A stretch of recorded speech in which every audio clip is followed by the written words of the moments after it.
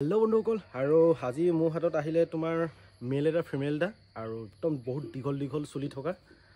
লাগে যদি কন্টাক্ট কৰিব পাৰে চাই লওক পিছত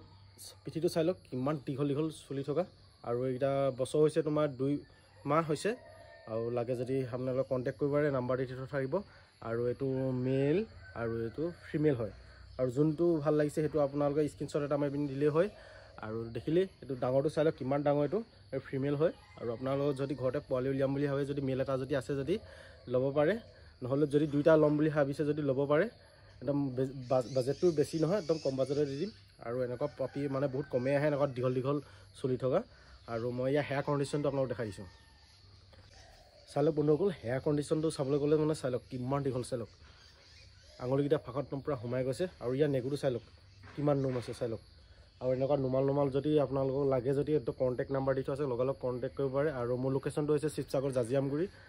চাইলক বহুত ধুনিয়া পাপি চাইলক ইয়া মুখৰ লুকটো চাইলক কিমান ধুনিয়া লগালগ কন্টাক্ট নাম্বাৰ দি থোৱা আছে আপোনালোকে কন্টাক্ট কৰিব পাৰে আৰু বন্ধুসকল এটো হৈছে মেল হয় আৰু মেলৰ পাপিটো চাইলক হেয়াৰ কন্ডিশনটো চাইলক বহুতে দীঘল আছে আৰু এটো পাপি লাগে যদি লব পাৰে একদম বহুত ধুনিয়া পাপি এনেকুৱা দীঘল চুলি থকা বহুত কমে আহে আৰু ইয়া লুকটো চাইলক কিমান ধুনিয়া